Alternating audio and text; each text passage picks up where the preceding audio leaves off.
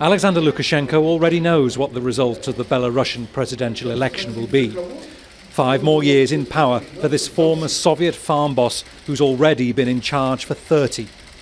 In a lengthy press conference after voting, a combative Lukashenko called Belarus a brutal democracy and dismissed the protests of 2020 that almost toppled him. If 5 years ago we saw that we had a certain number of crazy people, and it's not the majority that always turns a country upside down, but a wild minority. But today it's over. Belarus is different. They have been metaphorically vaccinated.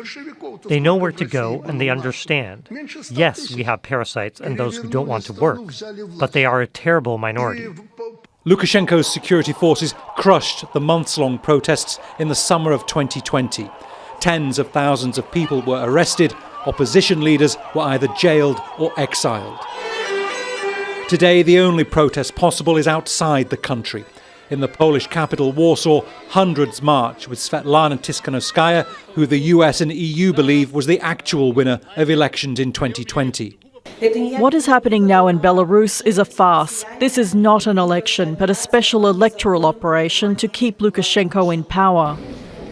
The 4 other candidates on the ballot this year have not mounted any serious challenge, some even supporting the incumbent. Lukashenko wants carefully balanced relations between the EU and Russia, but since 2020 he's become more politically and economically reliant on Moscow.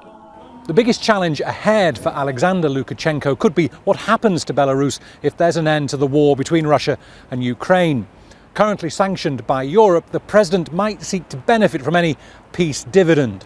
The freeing of some 200 political prisoners might be the start of an attempt to try and improve relations with the West. Bernard Smith, Al Jazeera, Minsk. Make sure to subscribe to our channel to get the latest news from Al Jazeera.